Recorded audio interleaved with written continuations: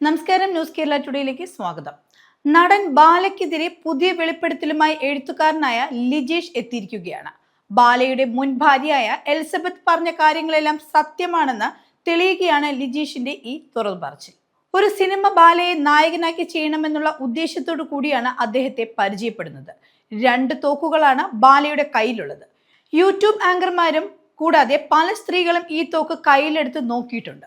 ഇദ്ദേഹത്തിന്റെ ഗസ്റ്റ് ഹൗസിൽ എപ്പോഴും സ്ത്രീകൾ ഉണ്ടാകും. കൂടാതെ ചാരിറ്റിക്കായി നൽകുന്ന പണം ബാലയെടുത്ത് മദ്യപിക്കാറുണ്ടെന്നും ലിജീഷ് പറയുന്നു. ഒരു കരൾ ദാതാവിന് നൽകേണ്ട പണം ബാലയുടെ സഹോദരനാണ് നൽകിയത്. ബാല നല്ലവണ്ണം മദ്യപിക്കുന്ന പ്രകൃതക്കാരനാണ്. പലതവണ അദ്ദേഹത്തിനായി താൻ മദ്യം വാങ്ങി നൽകിയിട്ടുണ്ട്. 30 ബിയർ വരെ വാങ്ങിക്കൊടുത്ത ദിവസവും ഉണ്ടെന്നും അദ്ദേഹം പറയുന്നു. 5 എണ്ണം കുടിക്കുമ്പോൾ താൻ 1 എണ്ണമാണ് കുടിച്ചിരുന്നതെന്നും ലിജേഷ് വ്യക്തമാക്കുന്നു. താനൊരു സിനിമ ചെയ്യാൻ വേണ്ടി കുറെ സംവിധായകരെയും നടന്മാരെയും അടുത്തു പോയിട്ടുണ്ട്. പക്ഷെ അതൊന്നും നടന്നില്ല.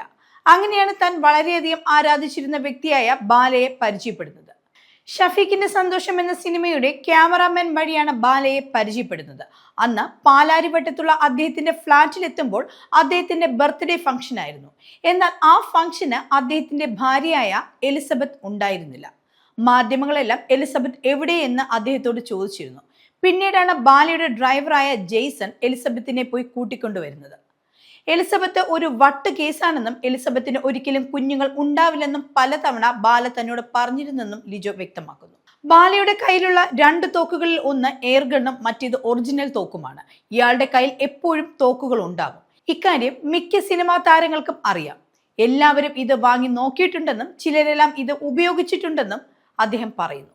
ചെകുത്താനും ആറാട്ടണ്ണനും ബാലയുടെ ഈ തോക്ക് കണ്ടിട്ടുണ്ട്. എന്നാൽ ഇനി അത് അവർ സമ്മതിക്കുമോ എന്ന് അറിയില്ലെന്നും ലിജീഷ് പറയുന്നു. ബാലയുടെ ഗസ്റ്റ് ഹൗസിലെ ഒരു റൂം തുറക്കാറില്ല. കാരണം ആ റൂമിൽ എപ്പോഴും സ്ത്രീകൾ ഉണ്ടാകും. ബാലയുടെ ഹോം ടൂർ എടുത്തു നോക്കിയാൽ ഇത് കാണാമെന്നും അദ്ദേഹം പറയുന്നു. അദ്ദേഹത്തിന്റെ കയ്യിലുള്ള തോക്ക് പല സ്ത്രീകളും എടുത്തു നോക്കിയിട്ടുണ്ട്, ഉപയോഗിച്ചിട്ടുമുണ്ട്. എന്നാൽ 1 എണ്ണം ബാല ഇവർക്ക് ആർക്കും കൊടുക്കാറില്ല. കാരണം അതിന് ലൈസൻസ് ഇല്ല. അത് പൊട്ടുമെന്നാണ് ബാല അവരോട് പറഞ്ഞിരുന്നതെന്നും അദ്ദേഹം പറയുന്നു.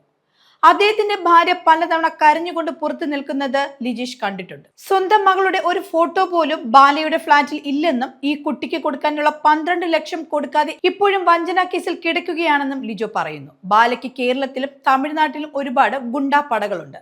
പരിചയപ്പെടുന്ന കാലത്ത് ബാലസാർ എന്നാണ് വിളിച്ചിരുന്നത്. പിന്നെ കയ്യിലിരിപ്പ് മനസ്സിലാക്കിയതിനു ശേഷം ബാലചേട്ടൻ എന്നാണ് വിളിച്ചിരുന്നതെന്നും ലിജോ വ്യക്തമാക്കുന്നു.